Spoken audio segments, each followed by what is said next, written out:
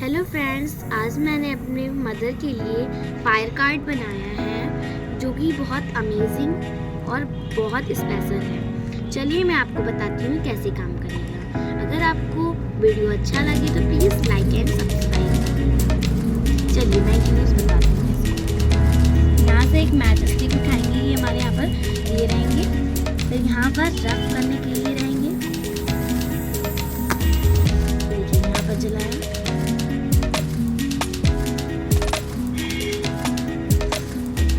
जल रहा है धीरे धीरे।